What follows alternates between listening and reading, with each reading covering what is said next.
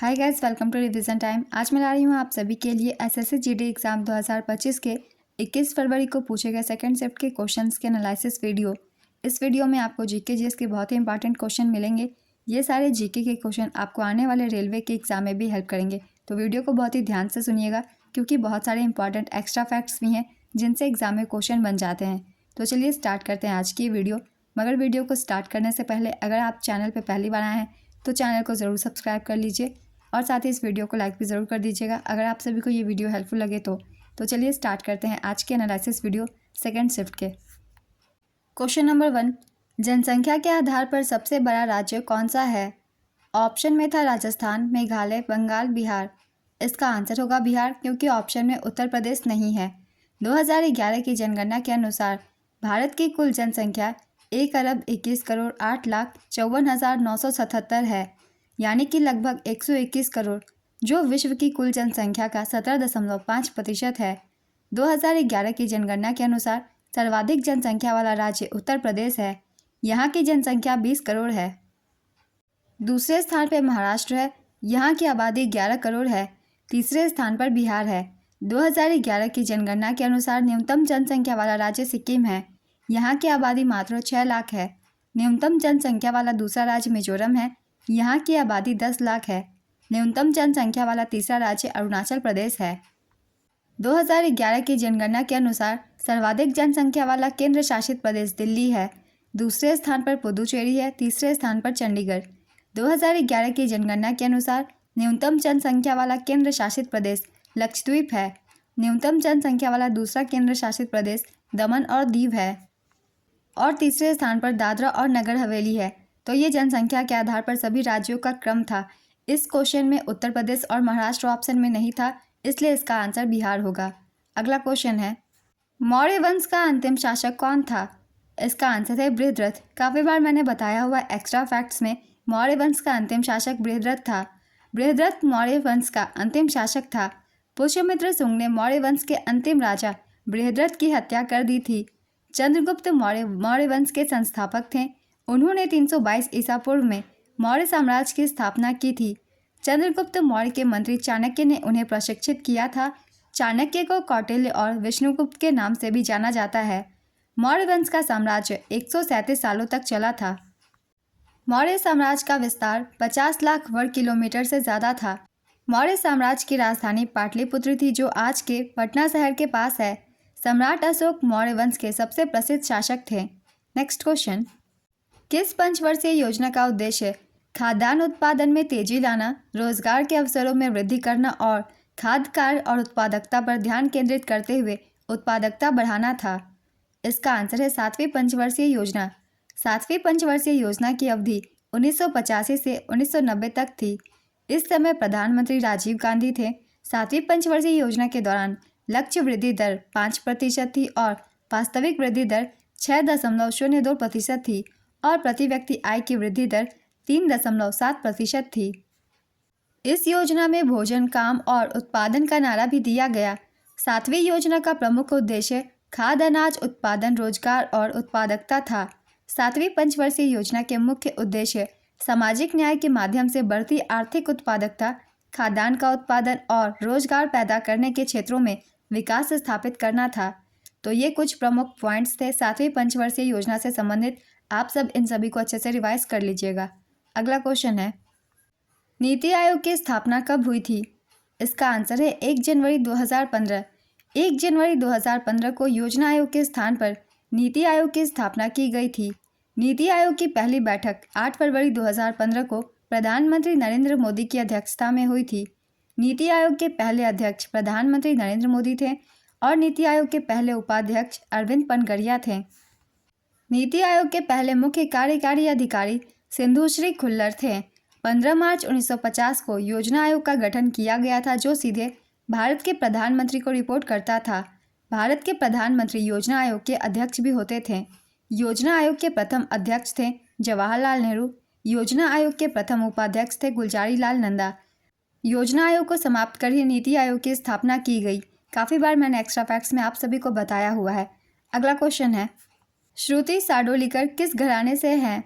इसका आंसर है जयपुर अतरौली घराना। श्रुति साडोलीकर काटकर जयपुर अतरौली घराने की ख्याल शैली की एक भारतीय शास्त्रीय गायिका हैं। उन्हें 2011 में संगीत नाटक अकादमी पुरस्कार से सम्मानित किया गया था। नेक्स्ट क्वेश्चन, बूंदी उत्सव किस राज्य में मनाया जाता है? इसका आंसर है राजस्थान। यह उत्सव आमतौर पर नवंबर के महीने में राजस्थान के बूंदी शहर में मनाया जाता है। नेक्स्ट क्वेश्चन, कुटियाट्टम किस राज्य से संबंधित है?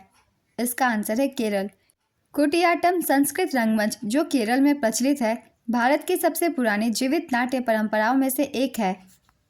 भारतीय संविधान में मूलभूत कर्तव्य किस अनुच्छेद में दिए गए हैं? इसका आंसर है अनुच्छेद 51A। ये भी मैंने काफ़ी बार आप सभी को बताया हुआ है। भारत के संविधान में मौलिक कर्तव्यों का उल्लेख अनुच्छेद 51A में किया गया है। मूल संविधान में मौलिक कर्तव्यों की कोई सूची नहीं थी। 42वें संवैधानिक संशोधन अधिनियम 1976 के द्वारा भारतीय संविधान में मौलिक कर्तव्यों को जोड़ा गया। 42वें संविधान संशोधन द्वारा भारतीय संविधान में भाग 4A और अनुच्छेद 51A को जोड़ा गया। स्वर्ण सेन समिति की सिफारिश पर मौलिक कर्तव्यों को भारतीय संविधान में जोड़ा गया था। प्रारंभ में संविधान में केवल 10 मौलिक कर्तव्य थे। 86वें संविधान संशोधन अधिनियम 2002 द्वारा संविधान में एक और मौलिक कर्तव्य जोड़ा गया। वर्तमान में भारतीय संविधान में 11 मौलिक कर्तव्य हैं। मौलिक कर्तव्य के विचार को रूसी संविधान से ग्रहण किया गया था। तो मौलिक कर्तव्य से, जैसा कि मैं कहती हूँ, हर एक पॉइंट से अलग अलग क्वेश्चन पूछे जाते हैं एग्जाम्स में, और आगे भी एग्ज़ाम आने वाले हैं तो इस टॉपिक से क्वेश्चन बनेंगे ही। इसलिए इन सभी पॉइंट्स को आप सब अच्छे से रिवाइज कर लीजिए। अगला क्वेश्चन है, हम्पी उत्सव किस राज्य में मनाया जाता है? इसका आंसर है कर्नाटक। यह उत्सव अक्टूबर और नवंबर के महीने में आयोजित किया जाता है। यह उत्सव 2 से 3 दिनों तक मनाया जाता है। नेक्स्ट क्वेश्चन, 1857 के विद्रोह के समय भारत के गवर्नर जनरल कौन थे? इसका आंसर है लॉर्ड कैनिंग। 1857 की क्रांति के समय भारत का गवर्नर जनरल लॉर्ड कैनिंग था।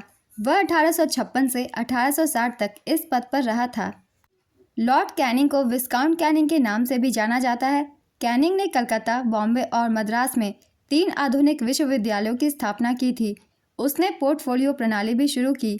1857 का विद्रोह भारत में ब्रिटिश शासन के खिलाफ एक बड़ी उथल पुथल थी। इसे सैन्य विद्रोह भी कहा जाता है। यह विद्रोह मेरठ, उत्तर प्रदेश में शुरू हुआ था। नेक्स्ट क्वेश्चन, अंडे में भी शिशु का निर्माण करने वाले जीवों को क्या कहते हैं? इसका आंसर है अंड जरायुज। इनमें जरायुज जीवों की तरह आंतरिक निषेचन होता है और जीवित शिशुओं का जन्म होता है। नेक्स्ट क्वेश्चन, साल 2024 में बिहार में जूनियर बैडमिंटन चैंपियनशिप किन शहरों में आयोजित किया गया था? इसका आंसर है सुपौल और पटना। सुपौल में 11 से 14 सितंबर 2024 के बीच बिहार सब जूनियर अंडर 15 और अंडर 17 स्टेट बैडमिंटन चैंपियनशिप का आयोजित हुआ था। पटना में 10 से 14 मार्च 2024 के बीच 68वीं जूनियर राष्ट्रीय बॉल बैडमिंटन चैंपियनशिप का आयोजन हुआ था। नेक्स्ट क्वेश्चन, केरल के किस नृत्य को साल 2010 में यूनेस्को ने मानवता की अमूर्त सांस्कृतिक विरासत की सूची में शामिल किया था? इसका आंसर है मुडियट्टू। सुप्रीम कोर्ट मुख्य न्यायाधीश को हटाने के लिए लोकसभा और राज्यसभा में क्रमशः कितने लोग होने चाहिए? इसका आंसर है 100 और 50। लोकसभा में 100 और राज्यसभा में 50। सबसे ज़्यादा नमक की मात्रा किस में होती है? इसका आंसर है महासागर में। सौम्य का विलोम शब्द क्या होगा? इसका आंसर है उग्र। जो मुकदमा दायर करता है वाक्यांश के लिए एक शब्द बताइए। इसका आंसर है वादी। राष्ट्रीय बहुआयामी गरीबी सूचकांक रिपोर्ट 2023 के अनुसार प्रति व्यक्ति आय के हिसाब से कौन सा राज्य सबसे गरीब राज्य है? इसका आंसर है झारखंड। पहले भी इस तरीके के क्वेश्चन पूछे गए हैं राष्ट्रीय बहुआयामी गरीबी सूचकांक से। मैंने एक्स्ट्रा फैक्ट्स में आप सभी को सारी चीज़ें क्लियर कर दी थी। तो एक बार चलिए फिर से थोड़ा रिवीजन कर लेते हैं। जिन लोगों ने नहीं देखा है उन लोगों के लिए, सबसे गरीब राज्य थी बिहार, झारखंड और उत्तर प्रदेश, तीनों ही थी। तो सबसे गरीब राज्यों में इन तीनों में से कोई भी ऑप्शन में हो आप उसे टिक कर सकते हैं। सबसे कम गरीब राज्य केरल, गोवा और सिक्किम थी। केंद्र शासित प्रदेशों में पुदुचेरी में सबसे कम गरीबी दर है। नेक्स्ट क्वेश्चन, खेलो इंडिया यूथ गेम्स 2024 किसने जीता? इसका आंसर है महाराष्ट्र। इसका आयोजन तमिलनाडु में किया गया था। तमिलनाडु के 4 शहरों में चेन्नई, मदुरै, त्रिची और कोयम्बटूर। संस्करण था 6ठा। अब एक बार देख लेते हैं पदक तालिका। पदक तालिका में पहले स्थान पर महाराष्ट्र थी 158 पदकों के साथ। इसने 57 गोल्ड, 48 सिल्वर और 53 ब्रोंज जीते थे। दूसरे स्थान पर तमिलनाडु। इसने 98 पदक जीते थे, 38 गोल्ड, 21 सिल्वर और 39 ब्रोंज। और तीसरे स्थान पर हरियाणा था। हरियाणा ने 103 पदक जीते थे, 35 गोल्ड, 22 सिल्वर और 46 ब्रोंज। पहले के एनालिसिस वीडियो में एक्स्ट्रा फैक्ट्स में मैंने आप सभी को ये सब बताया हुआ है। अगर आपने ध्यान से देखा होगा तो आपको इसका आंसर भी पता होगा। नेक्स्ट क्वेश्चन, जल प्रदूषण नियंत्रक बोर्ड विधेयक 2024 किस स्तर पर है? इसका आंसर है केंद्र और राज्य दोनों स्तर पर।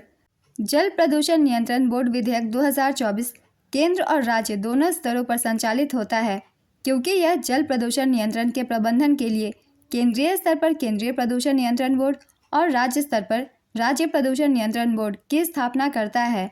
नेक्स्ट क्वेश्चन, राष्ट्रीय सुरक्षा सलाहकार समिति कब बनी थी? इसका आंसर है 1998 में। यह राष्ट्रीय सुरक्षा परिषद का हिस्सा है। तो आज के सेकंड शिफ्ट के सारे क्वेश्चंस कंप्लीट होते हैं। बहुत ही इंपॉर्टेंट क्वेश्चंस थे जीके जीएस के और कुछ क्वेश्चन हिंदी के। तो अगर आप सभी को ये वीडियो हेल्पफुल लग रही हो तो इसे लाइक ज़रूर कर दीजिएगा और इस तरीके के एनालिसिस वीडियो के लिए चैनल भी ज़रूर सब्सक्राइब कर लीजिए। इस तरीके के एनालिसिस वीडियो आपको आने वाले हर एग्जाम्स के लिए भी मिलते रहेंगे, वो भी आपके बहुत कम समय में। तो फिर मिलते हैं अगली वीडियो के साथ। आप सभी को आने वाले एग्जाम्स के लिए ऑल द बेस्ट।